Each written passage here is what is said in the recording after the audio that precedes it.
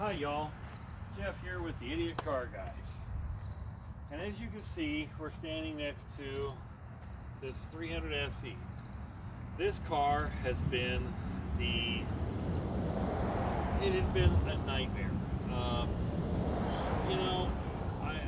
started out, this car is let me refresh your memory a little bit. This car is the one that I kept from Tom and brought it home.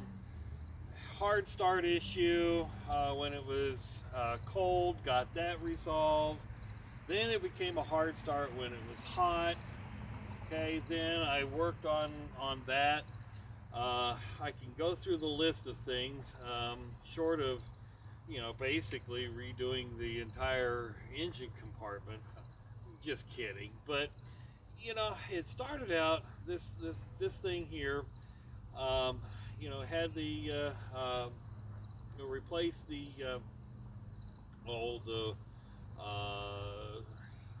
a relay. I think one of my videos I said something about that. We did the camshaft position sensor, and then I ended up making a long story short. Ended up getting down to the point where I ended up changing the plugs, the wires, the distributor cap and rotor. Even the coil, even had to replace the coil, and still ended up getting to a point where the doggone thing was just hard to start, period. It was one thing right after the other. Well, this last weekend, my daughter's boyfriend, he's been doing a lot of my mechanic work, and he's really learning about the Mercedes-Benz, and I would really like to get him on camera because he's really done, he's done a lot of things for me. We've learned together. We've actually shared some of the experience. But one of the things that happened of recent is I thought the fuel sending unit in this car was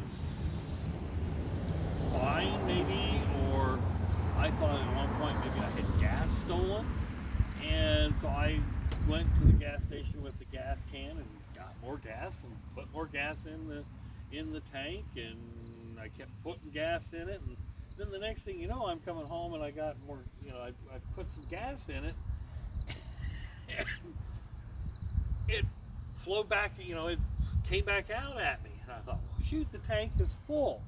Well, then I'd start the car and it'd have this horrible smell, the turpentine or lacquer smell.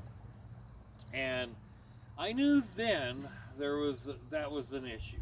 And at that point, kept trying to get it to work through. Didn't realize how bad it was, but the more I kept adding gas, what we determined was that the gas tank had gas in it. It was so bad that it had collected along the side of the tank, and the more gas you put in, the more it loosened it up, and lo and behold, it was just the gas was bad. I mean, it was bad. So this last weekend, daughter's boyfriend, we replaced the fuel pump, the fuel filter, took the injectors out, cleaned them again for the second time, and still, even after that, the line still had a lot of gas in it. So I finally yesterday came out, started the car, and it started to run a little bit better. It's not hard to start anymore, cold or hot. It chugs along. So it's been 24 hours. I've used Berryman's Chem Tool in the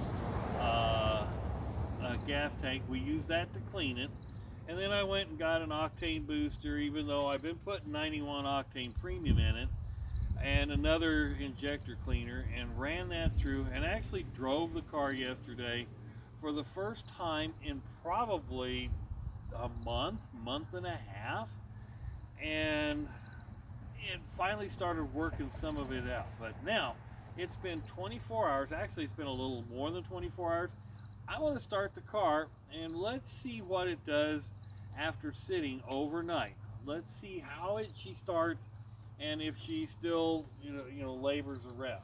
So keep in mind, this is the 3-liter, 6-cylinder engine. So, and we'll see how well it does. So, here we go. I'm going to leave the door open. We'll get in and I'll start the car.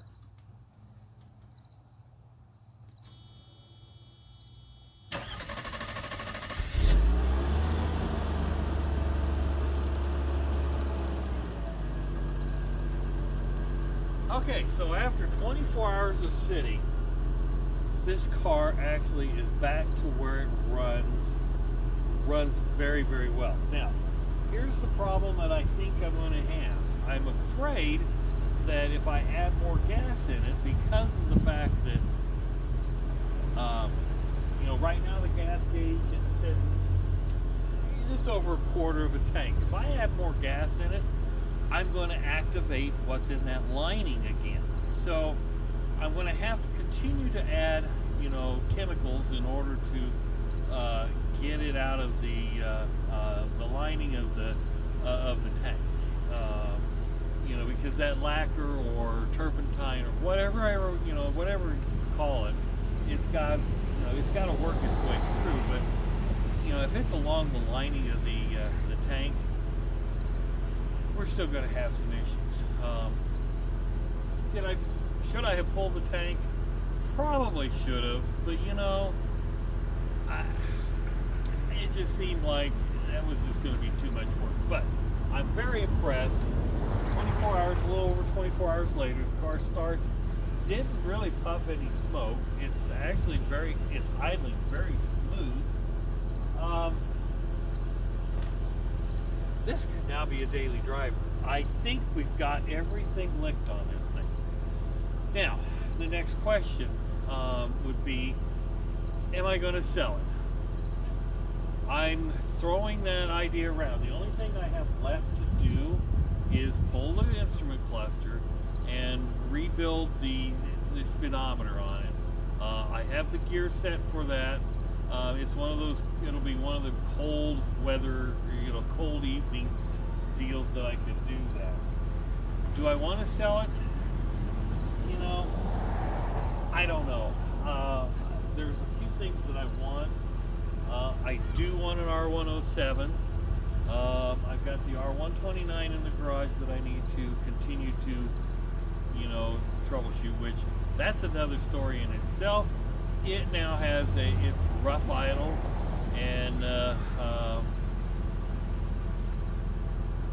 we believe that the guy that I bought it from, put normal, regular, unleaded gasoline, and not premium, and ethanol on top of that. So these older cars that require 91 octane really required 91 octane non-ethanol. The ethanol has a tendency of clogging the injectors because the injectors weren't designed for that. Now you could buy the fuel pumps that have the injectors, or buy the fuel pumps that are rated for the ethanol gas, but the injectors, I haven't been able to find any that would coincide with working with this.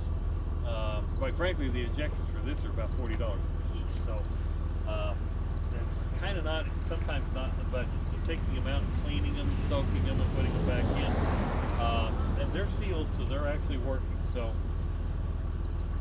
but should I sell the car? Should I keep it? It is a 126 chassis. Interior is in really decent shape.